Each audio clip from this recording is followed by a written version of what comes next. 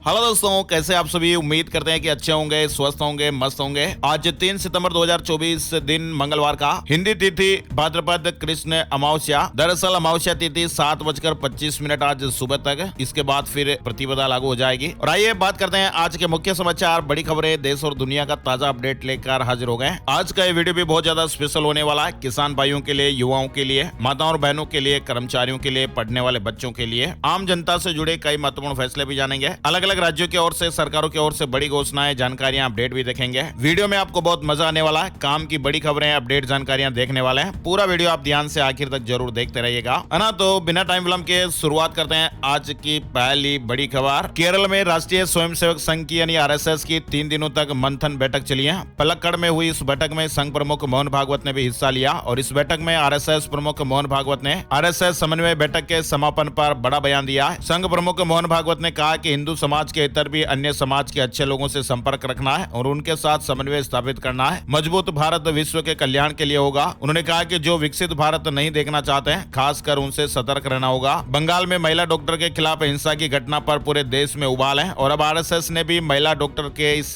मामले को लेकर निंदा की है और इसे बहुत ही दुर्भाग्यपूर्ण बताया है। कोलकाता वाला मामला आपको मालूम ही है। आरएसएस की समन्वय बैठक में अत्याचारों से पीड़ित महिलाओं को शीघ्र न्याय दिलाने के लिए कानूनों और दंडात्मक कार्रवाइयों की समीक्षा की आवश्यकता पर बल दिया है। आरएसएस ने कोलकाता में महिला डॉक्टर के साथ जो घटना हुई उसकी निंदा की है और इसे बहुत ही दुर्भाग्यपूर्ण बताया। देश की सियासत में जातीय जनगणना का मुद्दा भी छाया हुआ है और इसको लेकर भी संघ में चिंतन और मनन का दौर जारी रहा। संघ का कहना है कि जातीय जनगणना को आधार बनाकर इस पर राजनीति नहीं होनी चाहिए, इसको राजनीतिक टूल के तौर पर नहीं लिया जाना चाहिए। देश में जातीय जनगणना को लेकर संघ में चिंतन और मनन का दौर जारी है। आरएसएस जातीय जनगणना के खिलाफ नहीं है, मगर वो इसके चुनावी और राजनीतिक इस्तेमाल के बेहद खिलाफ है। जातीय जनगणना को लेकर संघ का मत है कि यह एक बेहद गंभीर और संवेदनशील मुद्दा है जो राष्ट्रीय एकता के लिहाज से भी बहुत महत्वपूर्ण है। इसे महज चुनाव प्रचार या राजनीति के लिए नहीं इस्तेमाल करना चाहिए। संघ का कहना है कि जातीय जनगणना को आधार बनाकर इस पर राजनीति नहीं होनी चाहिए। संघ का यह मानना है कि समाज के पिछड़े हुए और गरीब लोगों की भलाई और बेहतरी के लिए सरकार चाहे तो गणना करवा सकती है। ऐसा पहले भी हुआ है। कल्याण के लिए विशेषकर उन जातियों पर विशेष ध्यान देने की आवश्यकता है जो सालों से पिछड़ी रही है। चलिए अपडेट खबर आ रही है कोलकाता से। आरजीकर मेडिकल कॉलेज के पूर्व प्रिंसिपल संदीप घोष को सीबीआई ने अरेस्ट कर लिया है। घोष सहित उनके करीबियों के 15 ठिकानों पर सीबीआई ने भ्रष्टाचार मामले में छापेमारी भी की थी। रेड के बाद अब घोष के खिलाफ ये सीबीआई ने बड़ा एक्शन लिया है। आरजीकर मेडिकल कॉलेज के पूर्व प्रिंसिपल संदीप घोष सीबीआई ने अरेस्ट कर लिया है। चलिए बड़ी खबर आ रही है, डॉक्टरों की सुरक्षा से जुड़ा हुआ अपडेट है। स्वास्थ्य मंत्रालय को 2000 से ज्यादा सुझाव मिले हैं। टास्क फोर्स सभी पर विचार करेगा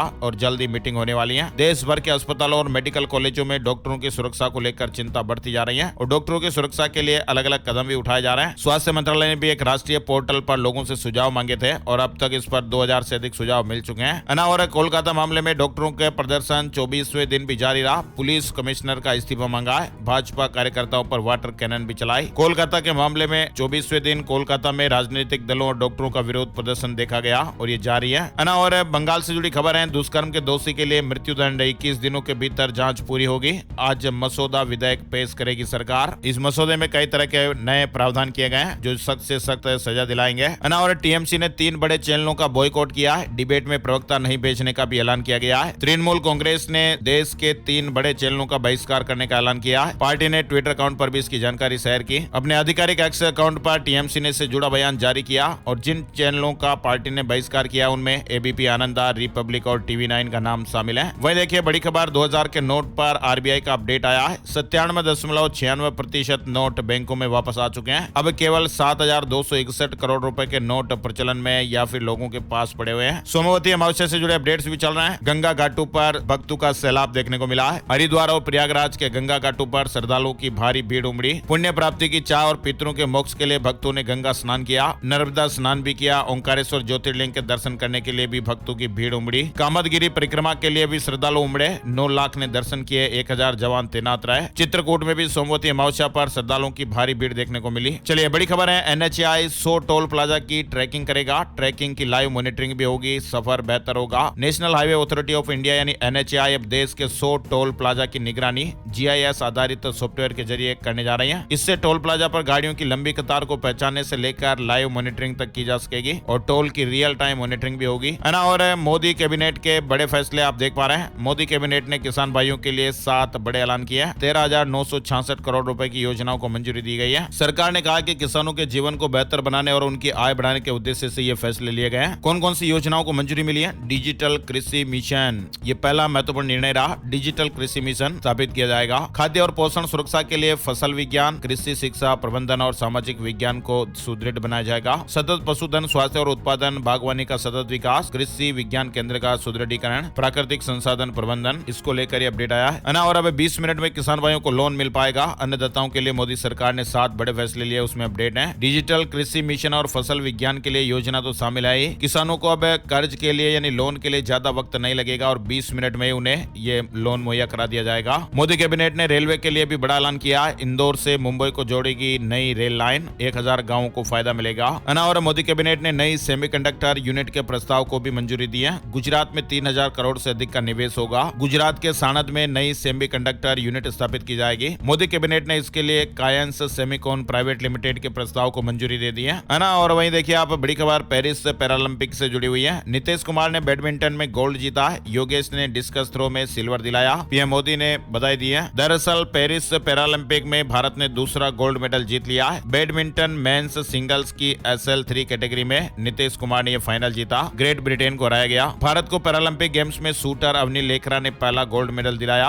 और केजरीवाल के पीए विभव को मालीवाल मारपीट केस में जमानत मिल गई है। सुप्रीम कोर्ट ने कहा कि चोटें सामान्य थी, आरोपी बेल का हकदार है। शर्त है कि सीएम ऑफिस नहीं जाएंगे। वही देखिए बड़ी खबर, दिल्ली चुनाव से पहले बड़ी घोषणा की तैयारी में आम आदमी पार्टी। केजरीवाल के जेल से बाहर आने का इंतजार हो रहा है। दिल्ली विधानसभा चुनाव 2025 में 6 महीने से भी कम समय बचा है। उससे पहले आम आदमी पार्टी मुख्यमंत्री महिला सम्मान की स्कीम को लेकर भी जोर शोर से लगी हुई है। पार्टी का मकसद है कि इस स्कीम का चुनावी लाभ दिल्ली विधानसभा में लिया जा सके। वहीं देखिए तीस्ता जल बंटवारा संधि से जुड़ा अपडेट है। क्या भारत बांग्लादेश के बीच फिर शुरू होगी वार्ता? यूनिस सरकार ने इच्छा जताई है। बांग्लादेश के साथ 2 साल बाद गंगा संधि भी समाप्त होने जा रही है और इस दौरान बांग्लादेश की अंतरिम सरकार ने कहा कि हम भारत के साथ तीस्ता और अन्य जल बंटवारा समझौते को सौहार्दपूर्ण वार्ता से सुलझाना चाहते हैं, लेकिन अगर समझौता नहीं हो पाता तो बांग्लादेश अंतर्राष्ट्रीय कानूनी दस्तावेजों और सिद्धांतों पर विचार करेगा। बांग्लादेश से जुड़ा अपडेट ही चल रहा है। शेख हसीना सरकार के 17 पूर्व मंत्री और 9 सांसदों के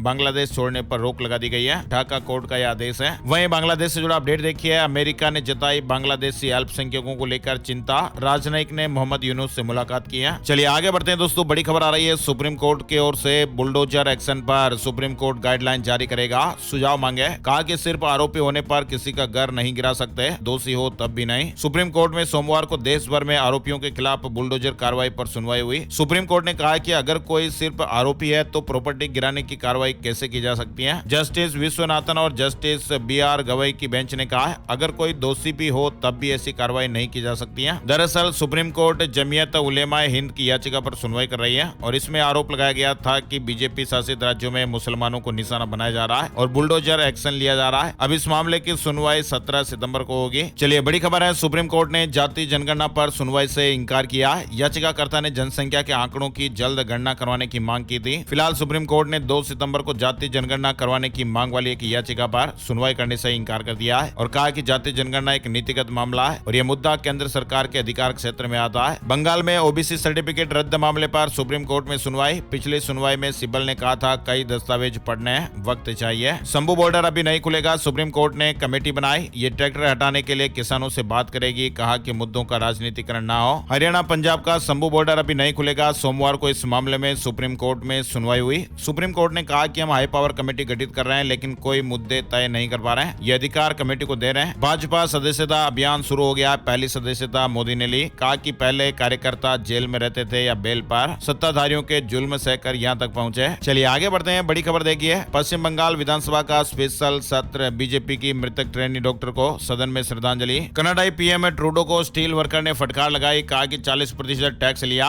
एक डॉक्टर की सुविधा नहीं दी, अब चुनाव नहीं जीतने देंगे। कनाडा में स्टील कर्मचारियों से बात करने पहुंचे पीएम जस्टिन ट्रूडो को एक कर्मचारी के विरोध का सामना करना पड़ा। वहीं आपको बताएं रूस का Mi-8T हेलीकॉप्टर जो क्रैश हुआ था, 22 लोगों की इसमें जाने चली गई है, सभी के बॉडी बरामद हो गए। अभी हाल ही में 2-3 दिन पहले ये लापता हुआ था। शेयर मार्केट न्यूज अपडेट में आपको दिखाएं, निफ्टी ने लगातार 13 दिन तेजी का रिकॉर्ड बनाया है। 42 अंक चढ़कर 25,278 पर बंद हुआ। शेयर बाजार ने ऑल टाइम हाई भी बनाया। सेंसेक्स 82,725 और निफ्टी ने 25,333 का ऑल टाइम हाई बनाया है। 2025 के मध्य तक भारत की पहली सेमीकंडक्टर चिप आएगी। केंद्रीय मंत्री ने कहा कि सरकार सरकार ने कायंस के 3300 करोड़ रुपए के चिप प्रपोजल को मंजूरी दे दी है। ये प्लांट गुजरात के सानंद में 86 एकड़ में बनाया जाएगा। वही देखिए हरियाणा में टिकट बंटवारे पर बीजेपी ने मीटिंग बुलाई। नड्डा, शाह, खट्टर मौजूद रहेंगे। पूर्व मंत्री बबली बीजेपी में शामिल, कांग्रेस ने टिकट नहीं दी। दरअसल हरियाणा में टिकट बंटवारे के लिए दिल्ली में बीजेपी की मीटिंग बुलाई गई है और ये मीटिंग राष्ट्रीय अध्यक्ष जेपी नड्डा की अगुवाई में होगी। हरियाणा में उम्मीदवारों की घोषणा के लिए कांग्रेस की केंद्रीय चुनाव समिति की दिल्ली में मीटिंग हुई, जिसमें 90 में से 49 सीटों पर चर्चा हुई। प्रभारी दीपक बाबरिया ने कहा कि मीटिंग के दौरान 49 सीटों पर चर्चा हुई है और इसमें 34 उम्मीदवारों के नाम क्लियर हो गए। 22 सिटिंग विधायकों को टिकट मिलने पर मोहर लग गई है। इसके साथ ही 15 उम्मीदवारों के नाम होल्ड पर रखे गए। इस पर रिव्यू कमेटी चर्चा करेगी। हरियाणा में कांग्रेस ने अपने हरियाणा मांगे हिसाब अभियान के तहत अब तक 20 लाख घरों तक दस्तक दी है और इस अभियान के तहत लोगों से चुनाव घोषणा पत्र के लिए सुझाव भी लिए जा रहे हैं। कांग्रेस ने कहा कि जल्द ही जनता का घोषणा पत्र जारी किया जाएगा, जिसे जनता द्वारा तैयार किया जाएगा और जो पूरी तरह से जनता के लिए ही होगा। जम्मू कश्मीर से जुड़ा अपडेट आ रहा है। बीजेपी ने जारी की उम्मीदवारों की एक और सूची। जम्मू कश्मीर में विधानसभा चुनाव का पहला चरण 18 सितंबर को, दूसरा 25 सितंबर को और तीसरा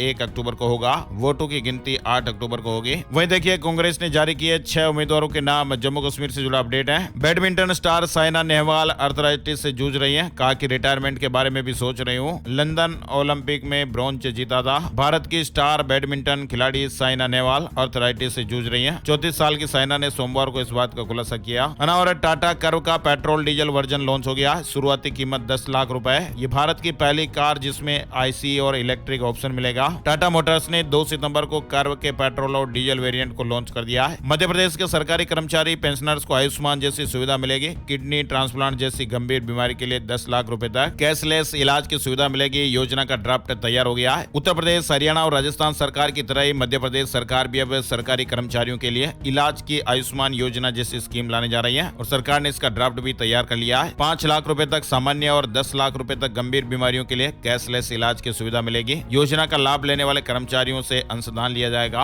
राशि उनके वेतन से काटी जाएगी। चलिए बड़ी खबर है। अब चीन और इस देश के बीच मंडरा रहा युद्ध का खतरा। जहाज टकराने के बाद विवाद बढ़ गया है। ड्रैगन ने चेतावनी दी है। चीन और फिलीपींस ने एक दूसरे पर आरोप लगाए हैं, जिससे तनाव की स्थितियां पैदा हो गई। वहीं देखिए आप धरती के करीब आ रहा एस्ट्रॉयड, नासा ने अलर्ट जारी किया है। नासा के मुताबिक 720 फुट का विशाल एस्ट्रॉयड 15 सितंबर 2024 को पृथ्वी के बेहद नजदीक से गुजरने वाला है और नासा इस पर बारीकी से नजर बनाए हुए हैं। वहीं देखिए अब नए तरीके से होगी एलियंस की तलाश। साइंटिस्ट ने खंगाली 1300 से ज्यादा गैलेक्सी। एलियंस की मौजूदगी का पता लगाने के लिए इस वक्त दुनिया भर में रिसर्च चल रही है। दुबई में मुश्किल में फंसे भारतीयों को बड़ी राहत मिलेगी। अब इस योजना का लाभ मिलेगा। मदद के लिए दूतावास भी आगे आया है। यूएई में मुश्किल में फंसे विदेशियों के लिए वहां की सरकार ने राहत देते हुए खास योजना की घोषणा की है। जोमेटो, स्विगी जैसे प्लेटफॉर्म पर जॉब करने वालों के लिए अच्छी खबर आई है। अब ई श्रम पोर्टल पर गिग वर्कर्स का रजिस्ट्रेशन होगा। यूपीआई के जरिए एटीएम में जमा करें कैश। आरबीआई ने शुरू की नई सुविधा। बैंक ग्राहकों को सुविधा देने के लिए आरबीआई एक के बाद एक बड़े कदम उठा रहा है। अब आरबीआई ने यूपीआई के जरिए कैश जमा करने की सुविधा शुरू की है। इसके जरिए उपभोक्ता आसानी से कैश जमा करवाएंगे।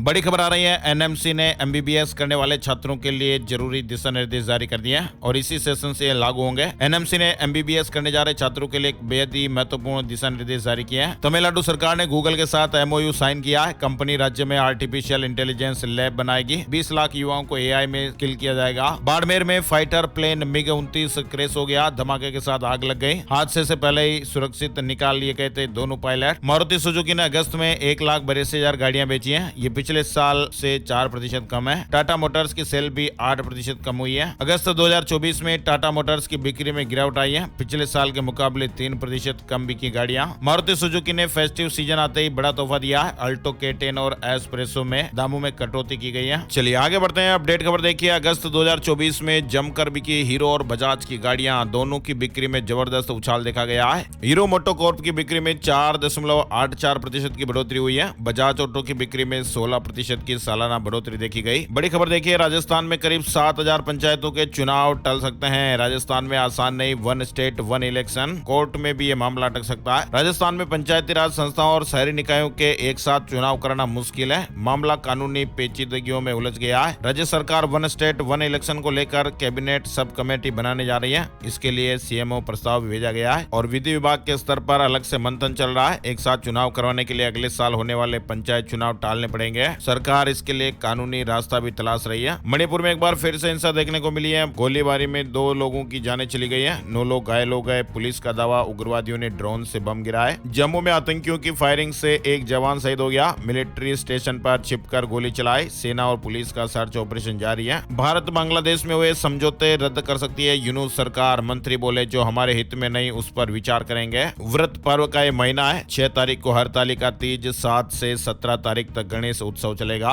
और 18 सितंबर से पितृपक्ष की शुरुआत भी होने जा रही है। सितंबर के 30 दिनों में व्रत पर्व के 13 दिन रहेंगे। और गाजा अटैक के बाद इजरायल में सबसे बड़ा प्रदर्शन देखने को मिला है। बंधकों की रिहाई के लिए सड़कों पर 5 लाख लोग उतर आए। नेतन्याहू से नाराज हुए रक्षा मंत्री। और अमेरिका ने खोजी रूस की परमाणु मिसाइल लॉन्च साइट। ब्यूरवेस्टनिक का नाम सुन घबराती है दुनिया। अमेरिका के 2 शोधकर्ताओं ने बताया कि उन्होंने रूस में 9M370 ब्यूरवेस्टनिक के संभावित तैनाती स्थल की पहचान की है। 9M370 ब्यूरवेस्टनिक परमाणु ऊर्जा से चलने वाली परमाणु हथियारों से लेस क्रूज मिसाइल है। इसे SSC-X9 स्काईफॉल के नाम से भी जाना जाता है। रूसी राष्ट्रपति व्लादिमीर पुतिन ने इसे अजय मिसाइल बताया था। सेबी चीफ पर 3 जगह से लाभ लेने का आरोप। कांग्रेस ने बोला ICICI से 16.80 करोड़ रुपए सैलरी ली। बैंक ने कहा सिर्फ रिटायरमेंट बेनिफिट लिए। कांग्रेस के आरोप पर ICICI बैंक का बयान। सेबी चीफ को सैलरी दिए जाने पर यह बात कही है। कांग्रेस के आरोप के बाद देश के दूसरे सबसे बड़े बैंक ICICI बैंक ने बयान जारी कर मामले की सच्चाई बताई। ICICI बैंक ने कहा कि उसने मौजूदा मार्केट रेगुलेटर यानी सेबी की हेड माधवी पुरी बुच को बैंक से रिटायर होने के बाद न कोई वेतन दिया और नई कर्मचारी स्टॉक ऑप्शन की सुविधा दी है। हिंडनबर्ग विवाद के बीच सेबी चीफ का भी बड़ा बयान सामने आया है। REIT पर यह बात कही है। REIT यानी रियल एस्टेट इन्वेस्टमेंट ट्रस्ट पर बड़ा बयान दिया गया। शेयर बाजारों में लिस्टेड कंपनियों को अब किसी प्रकार की जानकारी या खुलासे संबंधित दस्तावेज अलग अलग एक्सचेंजों को नहीं देना पड़ेगा। किसी भी एक एक्सचेंज पर दी गई जानकारी ऑटोमेटिकली अपलोड हो जाएगी। टीम इंडिया को बड़ा झटका लगा। चोट के कारण T20 कैप्टन S यादव प्रमुख टूर्नामेंट से बाहर हो गए। वे कोयम्बटूर में बुची बाबू इंटरनेशनल टूर्नामेंट के दौरान चोटिल हो गए थे। और गोल्ड और क्रेडिट कार्ड के भरोसे लोगों ने जमकर पर्सनल लोन लिया है। रिजर्व बैंक की रिपोर्ट के मुताबिक लोगों ने 55 लाख करोड़ रुपए से ज्यादा का रिकॉर्ड लोन लिया है। ये लोन सबसे ज्यादा गोल्ड और क्रेडिट कार्ड के जरिए लिया गया है। और web series IC 814 the Kandahar hijack को लेकर बैन की मांग हो रही है। दिल्ली हाई कोर्ट में याचिका दाखिल की गई है। छत्तीसगढ़ से जुड़ी बड़ी खबर आ रही है। छत्तीसगढ़ के मुख्यमंत्री विष्णुदेव साय के निवास स्थान पर प्रदेश का पारंपरिक त्योहार तीजा पोरा धूमधाम से मनाया गया। मुख्यमंत्री ने प्रदेश भर से मुख्यमंत्री निवास आई बहनों का स्वागत किया। उन्होंने महतारी वंदन योजना के तहत 7वीं किस्त के रूप में 70 लाख माताओं और बहनों के बैंक खातों में 1,000 रुपए की राशि जारी की है। और गुजरात में 30 नई गगनचुंबी इमारतों को मंजूरी मिली है। राज्य को 1,000 करोड़ का राजस्व मिला। ऊंची इमारतों के लिहाज से गुजरात ने देश में अलग पहचान बनाई है। विश्व प्रसिद्ध श्री महाकालेश्वर मंदिर में श्रावण मास की शुरुआत होने के साथ यहाँ प्रतिदिन होने वाली भस्म आरती के समय में बदलाव हो गया है। 3 सितंबर से भस्म आरती की व्यवस्था में बदलाव होने वाला है। अब बाबा महाकाल की भस्म आरती पहले की तरह ही सुबह 4 बजे की जाएगी। आरक्षण के मुद्दे पर आरजेडी का धरना प्रदर्शन। तेजस्वी ने सीएम पर निशाना साधा है। बिहार में आरक्षण बढ़ाने की मांग को लेकर नेता प्रतिपक्ष तेजस्वी यादव समेत आरजेडी के तमाम नेता धरने पर बैठे हैं। इस दौरान तेजस्वी ने प्रदेश के मुख्यमंत्री नीतीश कुमार पर जमकर हमला बोला है। तेजस्वी पटना हाईकोर्ट द्वारा रद्द किए गए आरक्षण को दोबारा से लागू करने और संविधान की 9वीं अनुसूची में डालने की मांग कर रहे हैं। महाराष्ट्र में VIP नंबर के लिए ज्यादा ढीली करनी होगी। जेब 0001 के लिए अब आपको इतने रुपए देने पड़ेंगे। महाराष्ट्र के कई शहरों में गाड़ियों के VIP नंबर की कीमतों में इजाफा किया गया है। मुंबई, पुणे समेत इन शहरों में 0001 नंबर के लिए अब 4 लाख के बजाय 6 लाख रुपए देने पड़ेंगे।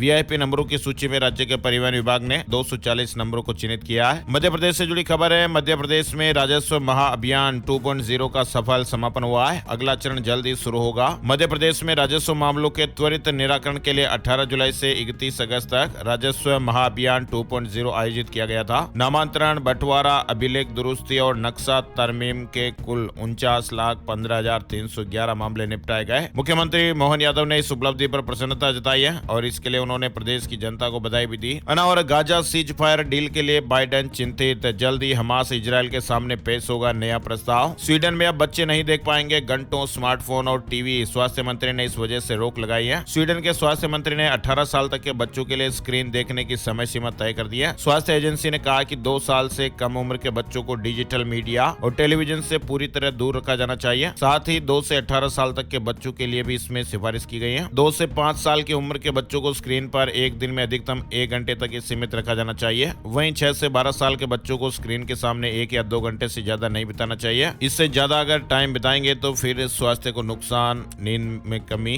और फिर शारीरिक बीमारियां, कई सारे नुकसान होने की संभावनाएं रहती है। और आरआरबी एनटीपीसी भर्ती आवेदन 14 सितंबर से 11,558 पदों पर नियुक्तियां होगी। दिल्ली पुलिस और सीएपीएफ सब इंस्पेक्टर भर्ती परीक्षा का रिजल्ट घोषित हो गया है। इग्नू एडमिशन 2024 से एक बार फिर इग्नू में फ्रेश एडमिशन के लिए लास्ट डेट बढ़ा दी गई है। अब 10 सितंबर तक ओपन रहेगी विंडो। Xiaomi ग्राहकों के लिए खास मौका है, स्मार्टफोन की बैटरी बदलवाने पर डिस्काउंट मिलेगा। लिस्ट में पुराने फोन के नाम भी शामिल है। गूगल से जुड़ा अपडेट है, फोन में गूगल स्मार्ट लॉक लगाने से फायदा मिलेगा। फोन में अभी तक फेस लॉक, फिंगरप्रिंट, पैटर्न और पासवर्ड जैसे लॉक का इस्तेमाल तो होता ही है, मगर गूगल स्मार्ट लॉक भी काफी बेहतर है और इसके इस्तेमाल से कोई भी फोन में अवैध एक्सेस नहीं ले पाते हैं। एंड्रॉइड फोन में गूगल स्मार्ट लॉक को उतार दिया गया है। अगर फोन घर पर ही है तो इस फीचर का इस्तेमाल कर सकते हैं। एंड्रॉइड फोन में आप गूगल स्मार्ट लॉक का इस्तेमाल किस तरह से कर पाएंगे, टेप कुछ आप जानकारी यहाँ ले सकते हैं। बड़ी खबर आ रही है, एमपी हाई कोर्ट हजारों निवेशकों से हुई ठगी की होनी चाहिए जांच। हाई कोर्ट ने केंद्र और राज्य से स्टेटस रिपोर्ट मांगी है। भोपाल निवासी सौरभ गुप्ता की तरफ से दायर की गई याचिका में कहा गया था कि Shri Swami Vivekananda multi state cooperative society का स्थानीय कार्यालय भोपाल में था। कोऑपरेटिव सोसाइटी में उसने एफडीआर में निवेश किया था, लेकिन कोऑपरेटिव सोसाइटी द्वारा उसके सहित हजारों निवेशकों के साथ धोखाधड़ी कर उनकी रकम हजम कर ली गई। बताया जा रहा है कि कंपनी ने पूरे प्रदेश में 4 लाख निवेशकों के साथ धोखा किया है। निवेशकों के साथ ठगी के मामले में मध्य प्रदेश हाई कोर्ट ने सुनवाई की और कोर्ट ने कहा कि ठगी की निष्पक्ष जांच होनी चाहिए। अनावरा आज से शुरू हो रहे IIT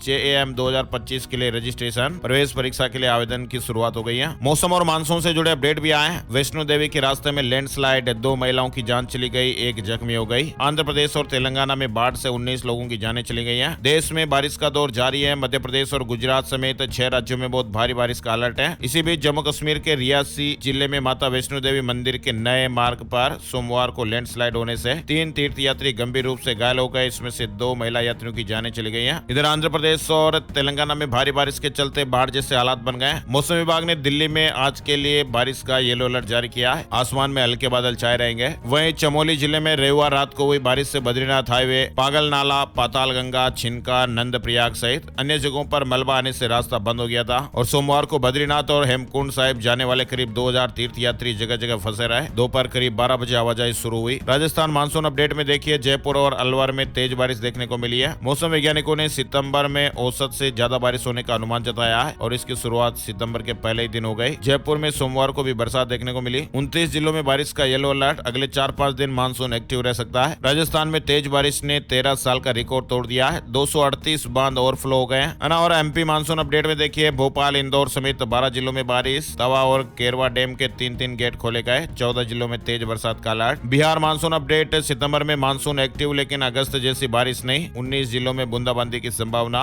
अब तक 25% कम बरसात हुई है। हरियाणा के 4 जिलों में बारिश, अधिकतर जगह बादल छाए। 7 शहरों में अलर्ट है। 24 घंटे में महेंद्रगढ़ में सबसे ज्यादा पानी बरसा। पंजाब में भी एक बार फिर से मानसून एक्टिव हो गया है। चंडीगढ़, मोहाली में बरसात हुई। हिमाचल मानसून अपडेट में देखिए, चंडीगढ़ मनाली 4 लेन पर लैंडस्लाइड, बारिश की चेतावनी। अब तक सामान्य से 24% बादल कम बरसे। मंडी में 9 व 6 मील के पास भूस्खलन हुआ। हिमाचल में मंगलवार को अधिकांश क्षेत्रों में बारिश का दौर जारी रहने का पूर्वानुमान है। अब कुछ राज्यों की ओर से महत्वपूर्ण अपडेट जान लेते हैं। राजस्थान से जुड़ा अपडेट देखिए, आरपीएससी का पूर्व सदस्य रामू राय का वकील से बोला थप्पड़ मारूंगा। वकीलों का कोर्ट में हंगामा भी देखने को मिला है। माफी मांगने पर शांत हुए, 6 दिन की रिमांड पर भेजा है। पेशी के दौरान कोर्ट में वकीलों ने हंगामा कर दिया। सब इंस्पेक्टर यानी एसआई भर्ती 2021 पेपर लीक मामले में राजस्थान लोक सेवा आयोग के पूर्व सदस्य रामूराम रायका को सोमवार को कोर्ट में पेश किया गया और पेशी के दौरान कोर्ट में वकीलों ने हंगामा कर दिया।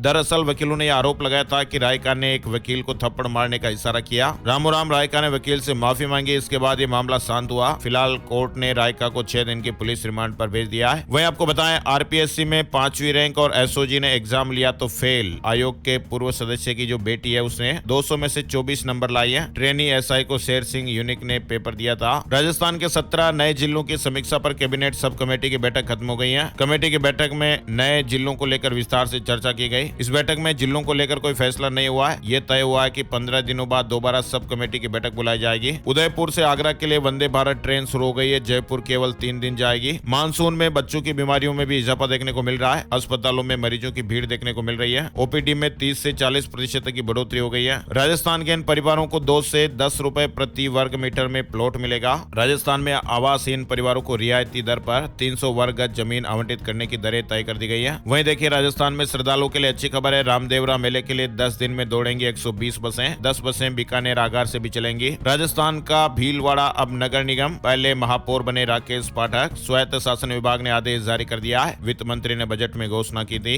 और आपके घर के सामने 24 मीटर चौड़ी सड़क है तो कर सकेंगे निर्माण, अधिसूचना जारी हो गई है। मध्य प्रदेश से जुड़ी खबर है। भोपाल शहर की 24 मीटर चौड़ी सड़कों के किनारे से 48 मीटर तक अब टीडीआर रिसीविंग एरिया होगा। मध्य प्रदेश में जल्द ही प्रॉपर्टी का रजिस्ट्रेशन आसान होने वाला है। नया संपदा 2.0 सॉफ्टवेयर तैयार हो चुका है और प्रदेश भर के 4.5 करोड़ खसरों को तकरीबन 10 करोड़ प्रॉपर्टी नंबरों से लिंक कर दिया गया है। हर प्रॉपर्टी की जियो टैगिंग की गई है। प्रॉपर्टी लिंक होने से जमीनों की खरीद फरोख्त में फर्जीवाड़ा रुकेगा। बेनामी संपत्तियों का भी खुलासा होगा और नई व्यवस्था में हर प्रॉपर्टी का unique land parcel identification number होगा। विभाग ने तैयारी पूरी की है। एमपी यानी मध्य प्रदेश से जुड़ा अपडेट है। वहीं देखिए कानपुर में अब खेती, आवासीय, कॉमर्शियल जमीनों की रजिस्ट्री महंगी हो गई है। डीएम के आदेश के बाद नए सर्किल रेट के अनुसार अब रजिस्ट्री होगी। उत्तर प्रदेश के कानपुर में सर्किल रेट में 20% तक की वृद्धि की गई है। वहीं प्रयागराज के लोगों के लिए गुड न्यूज है। 100 करोड़ की लागत से फ्लाईओवर का निर्माण होगा। और गाजियाबाद से जुड़ा अपडेट आ रहा है। यदि आपने जीडीए से प्लॉट खरीदा है, 10 साल बीत चुके हैं और आपने उस पर निर्माण नहीं किया तो जीडीए भूखंड के आवंटन को निरस्त कर सकता है। इसको लेकर प्राधिकरण तैयारी कर रहा है। विभाग ने हर जोन में इस तरह के खाली पड़े भूखंडों की सूची मांगी है। यूपी में बिजली विभाग का बड़ा फैसला, 6.5 लाख उपभोक्ताओं के घर में 4G स्मार्ट मीटर लगेगा। अयोध्या में 16 स्थानों पर वेंडिंग जोन बनेगा। ठेला पटरी के दुकानदारों को चिन्हित होंगे स्थान। जाम से भी लोगों को निजात मिलेगी। संविदा कर्मचारियों की हादसे में जान चले जाने पर 10 लाख की एक क्षतिपूर्ति। लखनऊ में पावर कॉर्पोरेशन ने संविदा कर्मियों को राहत दी है। उत्तर प्रदेश पावर कॉर्पोरेशन और विद्युत संविदा कर्मचारी महासंघ के बीच ये महत्वपूर्ण समझौता हुआ है। 5 सितंबर को बिहार खेल सम्मान समारोह है। 615 खिलाड़ी और 22 कोच को सम्मानित किया जाएगा। और 1 करोड़ बच्चियों को सर्वाइकल कैंसर का फ्री टीका लगेगा। 1 अक्टूबर से वैक्सीनेशन होगा। बिहार में 9 से 14 साल की 1 करोड़ बच्चियों के वैक्सीनेशन का लक्ष्य सरकार ने रखा है। पहली बार इस टीके की शुरुआत 1 अक्टूबर से होने जा रही है और ये टीका फ्री में लगेगा।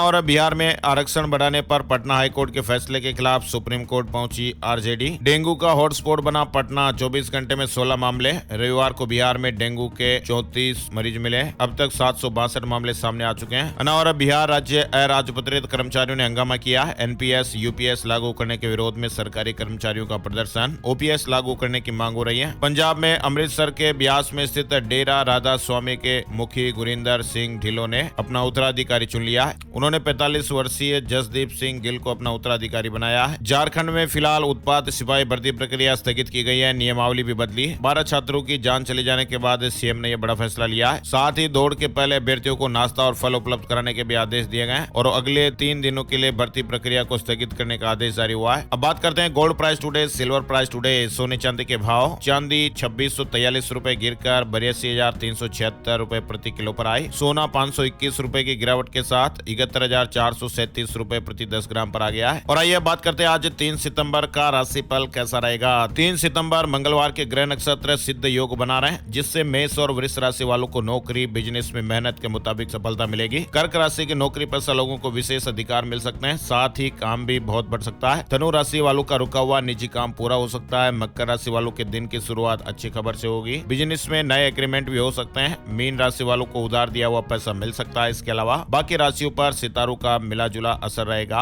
है ना। तो ये थे आज के मुख्य समाचार, बड़ी खबरें, हेडलाइंस और सुर्खियां, अपडेट। वीडियो को लाइक और शेयर जरूर कीजिएगा। अपना प्यार और सपोर्ट दिखाइए। अपने दोस्तों के साथ, मिलने वालों के साथ, जान पहचान वालों के साथ भी फेसबुक और व्हाट्सएप पर इस वीडियो को ज्यादा से ज्यादा शेयर कर दीजिएगा। एक और नई जानकारी और नए वीडियो में फिर मिलते हैं। तब तक के लिए जय श्री राम, जय हनुमान।